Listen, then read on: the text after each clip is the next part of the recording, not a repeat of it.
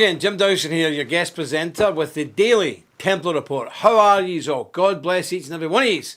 Well, before we start, remember, like the video, click subscribe, press the bell, comment below, and please share. Today, we have a special guest on, Mr. Griffin. We're going to talk a bit about Armenia.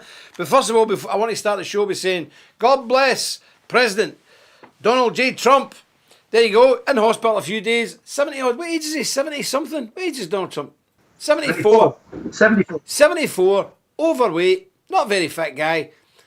No problem. Kung flu, off with you. So there you go, lefty snowflakes. Where's this big, scary, wary virus? Lock down the world, destroy the whole of industry, tell us all we're all going to die, scare the little children and the old people. Well, there's an old guy, he's the President of America. Couple of days in hospital, no problem at all. He's away back home with his 6-foot blonde wife. Job's a good one. Well done, Mr. President. And there you go, for all you idiots and imbeciles out there who still think that this is going to kill you, have a look. 74-year-old man, overweight, out of shape, no problem at all. All right? I'll leave it there. I'll just leave that there with you. Now, I want to just read a wee bit of scripture before we get into this today, because you know I like that. I'm in Proverbs, because you know that's the book of wisdom, the wisdom of Solomon. It's very good for instruction and for growth in your spiritual life. Chapter 5, at the beginning, verse 1. My son, attend unto wisdom, and bow thine ear to my understanding, that thou mayest regard discretion, and that thy lips may keep knowledge. For the lips of a strange woman drop as an honeycomb, and her mouth is smoother than oil. But her end is bitter and wormwood, sharp as a two-edged sword. Her feet go down to death, her steps take hold on hell. Gentlemen, beware of the lips of a strange woman, like honeycomb, but they'll take you to hell. You've been told, and I'm sure anybody over the age of 40 knows only too well, because we've probably met such women in our life. Well, you take care of that. And may God bless this, the public reading of his own infallible, inspired and inerrant word. And no disrespect to the ladies there, because there's also dire warnings in here about women taking up with bad men. So don't worry, it's an equal opportunities book, this. No, it's not really. But there we go. Mr. Griffin, how are you today? I'm fine, thank you. I must admit to you, I was starting to think that lady who was being described was really rather attractive, but then it got to the punchline, not so good. Me too, but we're getting like that. We're getting old. We're getting old. That's the way you get when you go old. Any woman sounds reasonable. I know, it's terrible. Oh no, my wife does watch this, so right, I'll be me or in for a row when I go home. Of course, my wife's lips are sweet, but she has not taken me down to the pit of hell. She's probably preserved me from at least the jail on many occasions. So let's just see who's in. Scott Rash, God bless you. How you doing? Jonathan Woodine, Sean Smiley, Burt Myers, Ewan Eggerstrom, William Petit from West Virginia, God bless you. Jonathan Boudin, your good lady, how you doing, brother? How you doing? Lady Rotha's in again, nice to see you. Bartley Burka. Miss Sherry B, Big Frank Bugovitz, how you doing? Simon Beardsley, nice to see you. Jim Young, Michael Kreitz, nice to see you. Dan Guerra, God bless you, brother. Alexander Rabon, nice to see you from South Carolina, very good. And Anthony Robello, Colette Whitney, lovely lady indeed. Michael McGuffin, nice to see you. Gary Hardwick, Ralph Roll, how you doing? Paul Telford in sunny Liverpool, nice to see you. EMS Rejuvenation, Mr. Mamakoka, how are you? Nice to see you in for the chapel, brother. Excellent. Les Androkovich, God bless you. Nick, you're already here, I see you there. Let me see. Troy Otto down in Florida, he's doing well, that fella. John Andrews, God bless you, sir. Christopher Strid, Les Androkovich, seen him. Yeah, Egestrom, seen him as well. Philip Milne, good Scotsman. He's still in Florida. You stuck there, brother. The Scorpion's in again. Nice to see the Scorpion. Robert Erickson's in as well. Stuart Bowden, nice to see you. Wes Stover, Greg Howard, Brian Payton, Joseph Taylor, Big Nev, the Axeman. I'm battling through them, innit? Jacob Lewis. Ryan McGinley, how you doing, Ryan? TT Foley. I think Sharon and Karen. I get mixed up with that.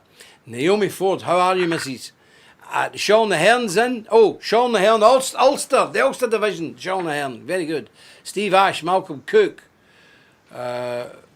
Peter Holder. Okay, Sierra Era, nice to see you. Jacob Lewis, Conrad Broom. I'm going to crack on here in a wee minute, folks. Yep, I think I've seen most of them now. Yeah. Okay, let's crack on. Oh, Daniel Mills. God bless you. How are you? I'm going to crack on with this and see how we get on. Now, I want to bring you today, because we have to rush through this, got a couple of things to show you as well. And I also want to do a big shout out, just before we come to this story, Mr. Griffin, all the people who've signed up to the Magdalene Chapel, which I'm looking at right out this window, the Magdalene Chapel, the Roll of Honour for the Legion of the Dead, who've signed up to have some kind of part of them reside in there for all eternity until the Lord returns. Dan Guerra, Nev Walker, Colton Strait, Burt Myers, John Andrews, Chris Machocha, Joseph Abston. Now, who is that? Malspina. Who's that first name? Is it Randy? Randy Malaspina, very good. And Jake. God bless each and every one of these. That's 9 people, 10 people so far that signed up from this feed. There's other folk from our European brethren. But I just want to thank every single person who's signed up there. God bless each and every one of these. But if you haven't already signed up, you need to sign up. I also like to thank Sergio Casasanta for his help and assistance.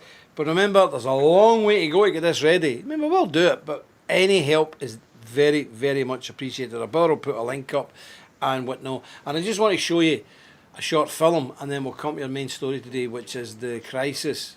No? Is the film we done for the Priory, no? No? Oh dear. All right, we don't have that film. Yeah, we can do it later. Yeah, we'll do it later. Right, today I want to talk to you about the situation in Armenia. And a lot of people don't know where Armenia even is. Well, it's wedged between Turkey and Azerbaijan. Okay, it's over there.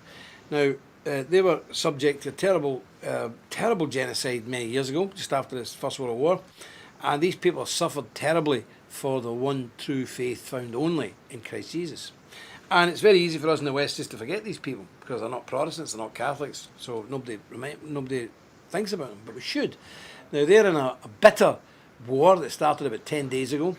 And there's civilians being killed, there's shelling, there's troops moving, it's terrible. And nobody seems to care about it. Now, I don't know the full ins and outs of the thing, but it's pretty grim. It's pretty grim indeed.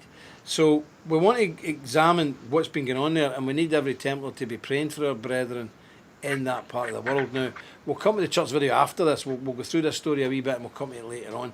Okay, so Mr. Griffin, can you fill us in a wee bit more, because most people don't know what's going on about the war in Armenia and the fact that nobody's talking about it. What's happening?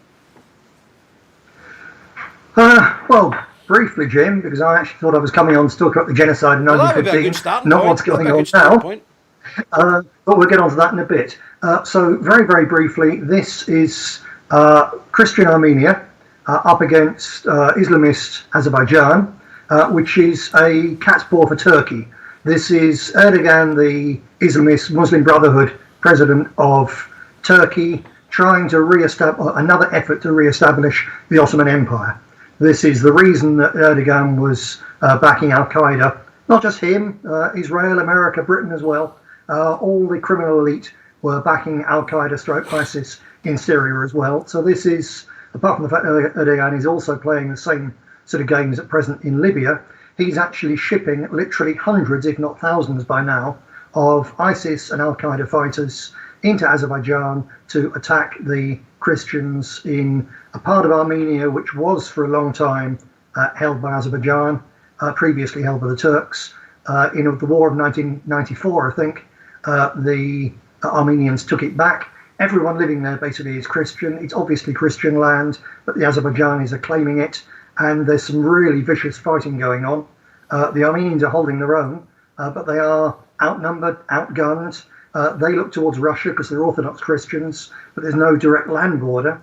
So our people there are really under pressure. Right. Well, and as I alluded to, this is not the first time the Armenians have been under such aggression. And I know, but a lot of people don't know that after the First World War, or during the First World War, 1917, there was a horrendous slaughter. I mean, it's on a kind of level with the Holocaust that we'd never hear the end of. But when it's Christians being slaughtered wholesale and genocide and Holocaust against us, nobody talks about it. Would you like to tell us a wee bit more about the 1917 or 1517 Holocaust of the Armenian Christians? Yes. Yeah, sure. If Mr. Techie, that's what I'm talking about it. Let's bring up this first picture. I think this is quite inspiring, Jim. This is current. This is obviously an Armenian Orthodox priest defending his flock. So quite tremendous attitude. And these people, this isn't just sort of some little sideshow Christianity. Armenia is the oldest Christian nation in the entire world. The Kingdom of Armenia has been Christian since the year 301 AD. 300 years after the birth of Jesus Christ, Armenia became the first state in the world to make Christianity its state religion. The language they speak is the closest that anyone speaks to Proto-Indo-European, so that's the great-great-grandfather of all the European languages and a lot of those of parts of Asia, India as well. A remarkable people who clung to their Christian faith through many, many centuries of persecution by Mongols, Seljuk Turks, all sorts of different monsters. Remarkable and a brave people. So, to come on to what happens, the main date, Jim, is 1915. They were under pressure before then. Basically, the Armenians had been part of the Ottoman Empire, and then in the later 19th century, they, like everybody else, began to get nationalism. There was a lot of Armenian intellectuals who began to think in terms of their own language, their own culture, their own identity, and so they became perceived as a fifth column by the Ottoman Empire. At the same time, there was a lot of other minorities, particularly the Jews and the Kurds, who regarded the Armenian success. They were the most successful minority in Turkey, very, very clever people, and other people were jealous of them. So in 1894, there was the first pogrom, and over 2 years, about 500,000 were murdered in the villages and the highlands of what's now Anatolia, or Turkish Anatolia. If we can have picture number 2 to give you an idea of the sort of pictures, if you Google or otherwise search the Armenian genocide, you'll find horrific pictures like this. Entire villages were massacred. It kicked off in 1915, and 1.5 to 2 million people were slaughtered. A lot of the men were slaughtered there and then. The women, the children were forced on death marches. The women were gang raped. They were deported supposedly to new camps, new places to live in the Syrian desert. When they got there, there was basically no water, no food, so huge numbers died. Now, the killings were done by Turks, yeah, particularly also by Kurds. The Kurds were the sort of the shock troops of this monstrous slaughter of the Christian minority. But it was ordered by the government of the Young Turks. And the Young Turks were not Turkish. We have picture number 3, though. This is probably the most shocking image. This is naked, raped Armenian girls who then, once the Kurds and Turks have had their way with them, have been crucified. And there's a version of this picture as well, not so clear, where these crosses and these murdered girls are on both sides of the path that the other refugees were herded through, to give them an idea of what awaited them. So who's responsible for this? And if you look at, the Tommy Robinson types of this world, oh, it's these wicked Muslims again. And yes, the Kurds are Muslims and the Turkish soldiers were Muslims, but this is organised by the government of the Young Turks, and the Young Turks were not Muslim. Now, the main man involved in this, the so-called grand architect of the genocide, was a chap called Talat Pasha, who was the interior minister of Turkey during World War I. He was also a Grand Master of the Scottish Rite Masons in Turkey and the director of deportations, and he wrote, "By continuing the deportation of the Armenians to their destinations during the intense cold, we are ensuring their eternal rest." That was as the winter of 1915 came up. Now, Talat Pasha was a leading figure in the Young Turks, who were not Turkish at all. They were what the Turks called Donme. I'm not sure of the translation there. And these were a heretical Jewish sect. They followed a crazed rabbi called Sabati Zevi in the 17th century, who announced he was the Messiah. And then when the normal sensible Jews were going to execute him for apostasy and heresy and blasphemy, he converted or claimed to convert to Islam to escape. The Ottoman Turks finally got annoyed when they found that he and his followers were still practicing Judaism, or their version of Judaism, behind closed doors. And he basically was then shunted into exile and died in obscurity.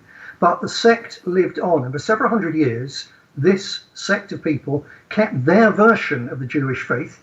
Most Jews regarded them then, and still regard them, as heretics. They were Kabbalists, they were actually Satanists.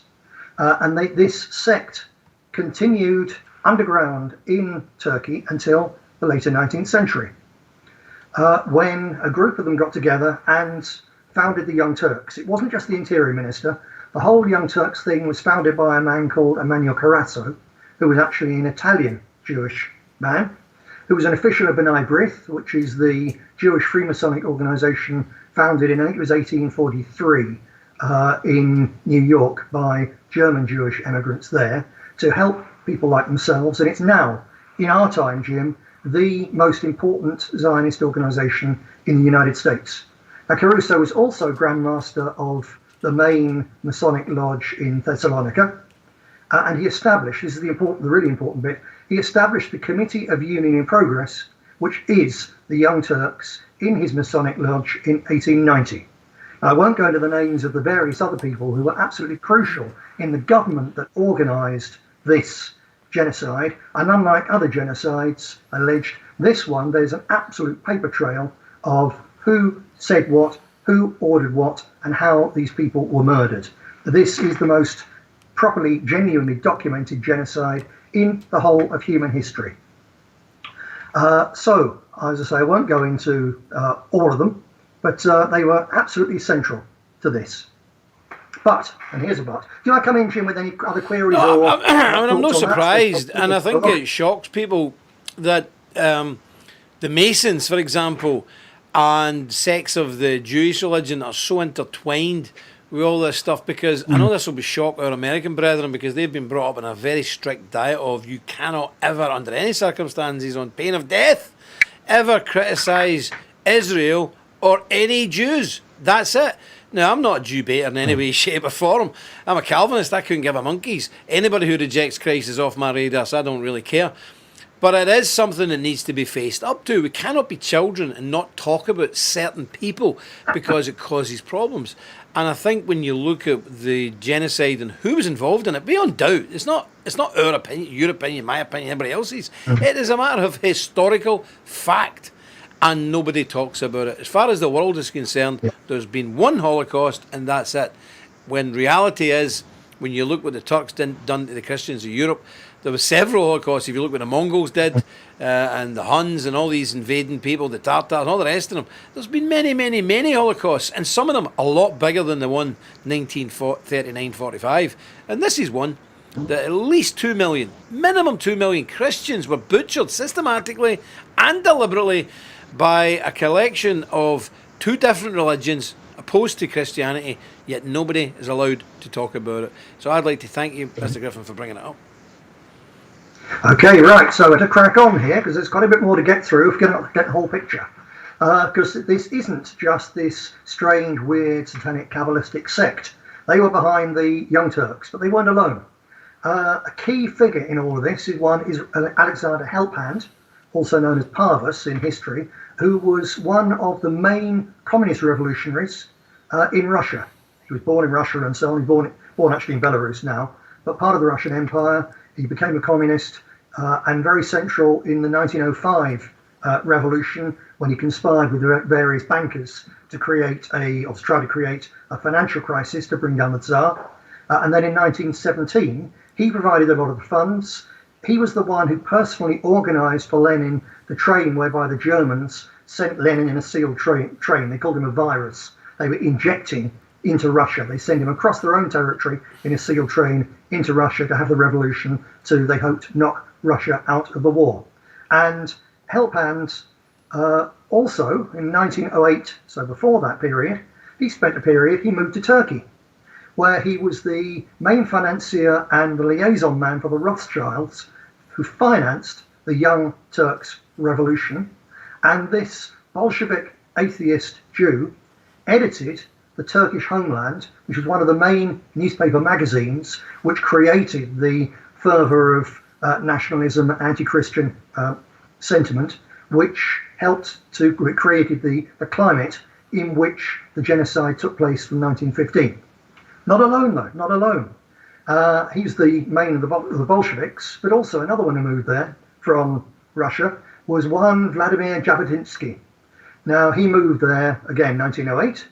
He was supported again by B'nai B'rith and by a Dutch Zionist millionaire called Jacob Kahn, and he edited the Young Turk newspaper, so not the Turkish Homeland. He edited, so another one of these outsiders edited another key paper, the Young Turk.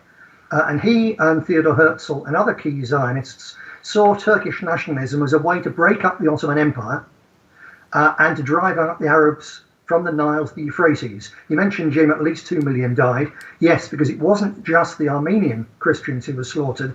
There were hundreds of thousands of Christians in what is now Syria and Iraq who were also butchered on the orders of the Young Turk leadership by Turks and Kurds in the parts of the world, the cradle of Christianity, which the Zionists, of whom Jabotinsky is he's the founder of modern Zionism, they regard the whole of the land from the Nile to the Euphrates as given to them by God, and therefore it's against their God if they don't throw out or murder every single non-Jewish inhabitant, which isn't just, oh, it's more Arab Muslims, who cares? Apart from the fact that's the wrong attitude to take for any decent human being and Christian, is also a simple fact that a very significant minority of the Arabs living in the lands that these people came along and stole at this time were Christians.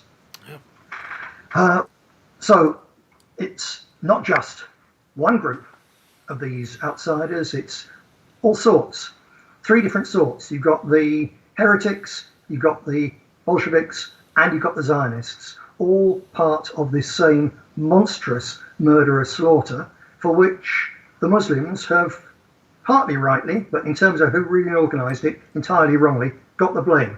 And coming from Britain's leading Islamophobe for many years, really, that's saying something, isn't it? Well, this is the problem. The whole mantra with the so-called right wing in Britain is just Muslim, Muslim, Muslim, Muslim, Muslim, Muslim, Muslim. Yeah. It's not the Muslims that's pushing sex education into our schools. It's not the Muslims who are pushing LGBTQ plus, trans, all that. It's nothing to do with the Muslims. If you look at all the people who are behind that, you'll find there's a common denominator, which I'm not going to mention here, we'll get banned immediately. But there is a common denominator, and I cannot change that. And I will not be quiet because it's not politically expedient or it's against political correct rules these days to say these things. Just go and do your own research. Don't listen to Nick Griffin or Jim Dowson or the Templars. Go and do some research. Spend an hour. Just spend an hour. Look at the cultural Marxists. Look at the Frankfurt School. Go and do your own research. Yeah. It's all there. And nobody is allowed to talk about it. And everybody's been deflected by imbeciles like Tommy Robinson, Anne-Marie Waters, Douglas Murray, and all these other people. Everybody's been going, look over there, look at the Muslims, look at the Muslims. While we're looking at the Muslims, this other crowd are utterly taking apart our nation. Go and look at Antifa. Just about every single main person in Antifa, what they are. And who's financing them? Yeah. Mr. Soros. We all know who he is, Hungarian. Even sold his own people out to the Nazis. That's how horrible that man is. So, it's not an opinion, it's a fact. Absolutely so, absolutely. So a little bit more on Jabotinsky. He was, as I say, the founder of what's called revisionist Zionism, but the modern strand of Zionism that's caused so much trouble in the world. He became the leader of the Irgun terrorist gang, which murdered very significant numbers of British soldiers and innocent civilians in Palestine in the 1948 period, and so on. The really interesting thing, the strand or the Zionist regime, the Likud regime, which is based entirely on Jabotinsky's ideas, of course, in very recent times, is one of the key Western backers of and creators and defenders of ISIS. Again, it's hard for people to grasp. Don't take my word for it. Go and do some Templars, Nick, who were there on the ground. They seen the Israelis setting up field hospitals to patch up ISIS fighters and put them back in the fight to fight our guys. It's unbelievable. Even the United Nations report came up and confirmed that It is quite simply an undeniable fact. President Assad of Syria actually referred to the way in which whenever the Syrian army was advancing, the Israeli Air Force would come and bomb them when they're fighting these cutthroat jihadis, the scum of the earth. And he referred to the Israeli Air Force as not only that, but let's be honest as well. Sadly, we have to admit this. This was done also by the collusion of the British forces and the American forces. The British and Americans supplied these crazy terrorists with heavy artillery. The first time in the history of the world a terrorist group has had field artillery, and they took a Christian town called Mosul of 1 million Christians from 17 kilometres out. They didn't even put a boot in the streets before they took that town because they shelled it. ISIS shelled it using British and American field artillery. That's shameful. Yeah, absolutely so. And so this brings me on to my final point. I was going to, again, if people are thinking, oh, it's all the Jews then, I see now. No, hold on a minute. That's also very wrong. The Sabbatians, which is the name of the sect, the followers of this crackpot heretic rabbi, don't represent ordinary Jews. They Kabbalists into black magic. This is satanic. That's the really deep root of the problem. Now, some of the best exposés of all this really dark satanic part of human history, it's not just Jewish history, it's the WASP elites as well. Yeah. You know, it's the George W. Bushes and all the rest of it. Some of the best exposés of all, let's say in the world, are done by two men. One is by Michael A. Hoffman, who's an American of Italian-German descent, who is also the author of a brilliant book, slim book, They Were White and They Were Slaves, really worth buying. But the other one of the great exposés, the man really doing the best work in what on earth is going on in these dark recesses of the elites, is a Canadian citizen but born in Switzerland. He's a Jew called Henry Mackau, the author of many books about the satanic undertow of history, especially the Illuminati, the cult that hijacked the world. Not tinfoil hat stuff, really serious, really well researched and really good. And that man's Jewish. So then the final resort of a hardcore anti-Semite will be to say, yes, but why don't the Jews, the ordinary Jews, stand up and oppose these people? The same as the hardline anti-Muslim people in Britain say, well, why didn't the Muslims stand up when their gangs were gang raping or are gang raping 1 million British girls? Yeah? Wait a minute. Look at ourselves. Because what did the British elite do while those punk Muslim gangs were raping British girls? Nothing. What did the fathers do while their daughters were being raped? What did the brothers do while their sisters were being raped? Nothing. And look at ourselves in Iraq. You know, we're talking with people watching this program, I'm sure, with shock and horror at the idea of 2 million Christians murdered in a Holocaust in 1915.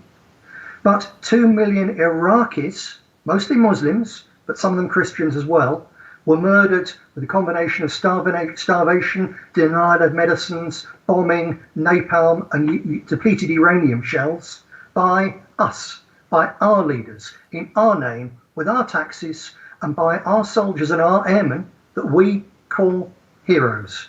So I'd like to finish this, if I may, Jim, by pointing out that no people has a monopoly on virtue, and no one has a monopoly on guilt.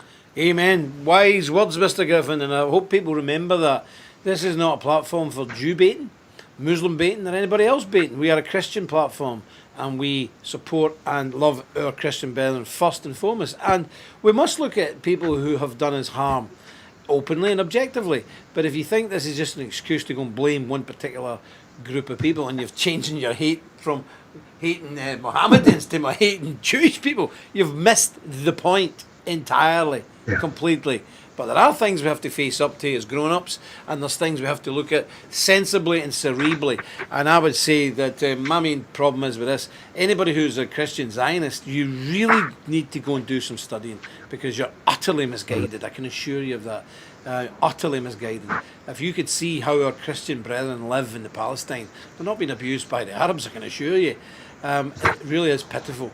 and people really need to examine what they're thinking about. And it's, listen, I don't hold it against anybody. We're all brought up on a diet of propaganda from our knee-high to grasshopper. So by the time you get to your 30s, 40s, 50s, we don't know what to believe, because the churches are all went mad telling us nonsense. The TV's pumping this stuff out 24/7. Is it any wonder? And a final word to our brave soldiers. You know, they guys have been told to go and bomb these people. They've no idea why they're bombing them, who they're bombing, or anything else. They just do what they're told, because that's what soldiers do. They're told to do it. Airmen, Marines, sailors, infantry. You know, we're told what to do and we go and do it. Whereas in later years, then you realise, why was I bombing these people? That's when the problems start in your head. And I know a lot of comrades and brothers out there who've served the military. You know what I'm talking about. If people haven't been in the military, you don't know what I'm talking about. But there's a lot of men out there who are watching this and know exactly what I'm talking about. Well, we can't change, brothers, we can't change what we've done. And we can't change the past, but we can change the future. And that's within our hands to change the future. So regardless of where we've been and what we've done, we can make things a lot better going forward in Christ and trying to make this world a better place for everybody. Okay, so that's where we need to be. Mr. Griffin, thank you very much. I'd like to get you on again maybe next week to come up with some more stuff on this very subject, because this is very interesting. I think people have appreciated this depth of insight. If you would kindly do that, sir. I'll see what I can do, Jim. I need to show a film now, so I'll say cheerio to you. Thanks. Cheers. Wasn't that wonderful from Mr. Griffin? Now I'm just going to indulge you for another 5 minutes of your time. I want to show you a wee film that we've done for our Magdalene Chapel, and I'll just show it now because I know the time's tight.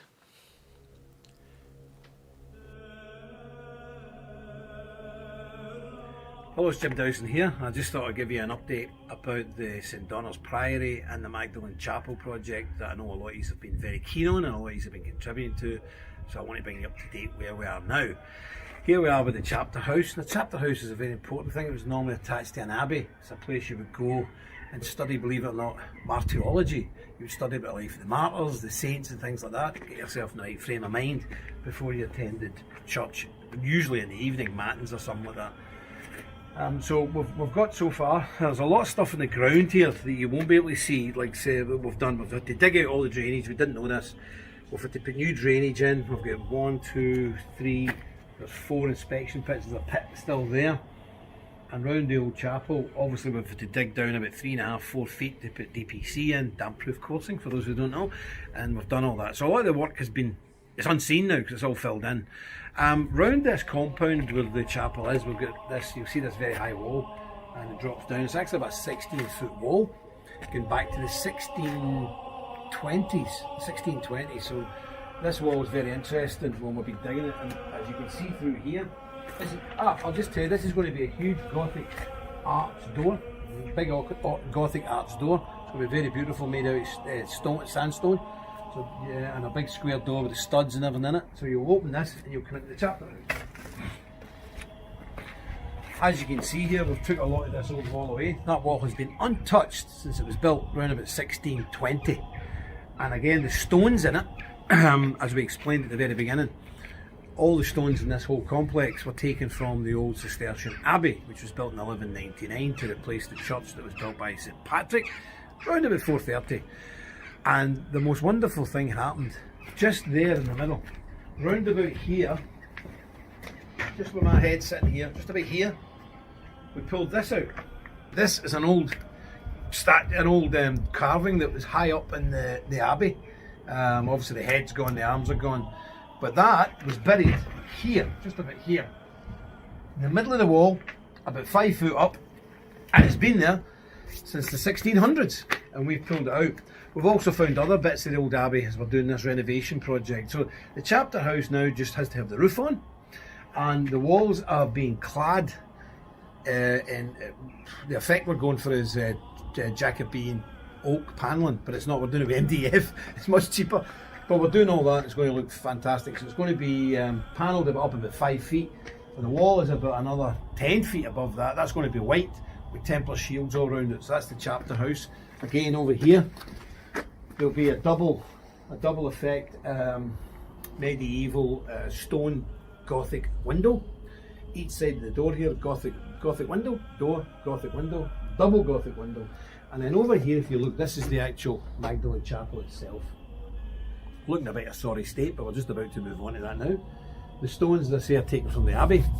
That window there's been bricked up. That's having a Gothic window installed in it, with Christ the Saviour in the pose of the Good Shepherd with the lamb around his neck. And that's what we're doing. So we're really making some progress, and I want to thank everybody. Now in the chapel there, we've now opened the books for those who wish to sign up to have their remains, their ashes or some lock of hair or something put in there in a solid granite casket behind the altar. So your family in years to come here to pay their respects to you, your memory.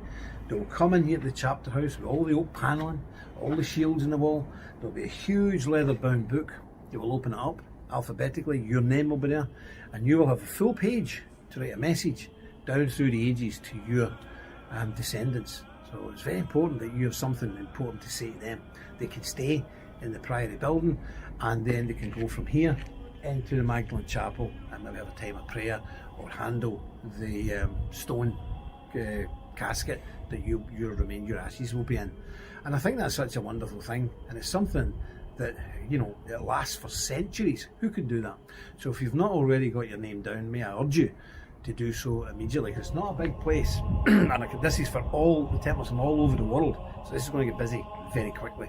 So if you haven't done so, please contact us, get your name down. I'm going in there, and I would hope that my remains and your remains will be in there for all eternity, or at least until the Lord comes back. Thank you very much. God bless each and every one of you. To his fault.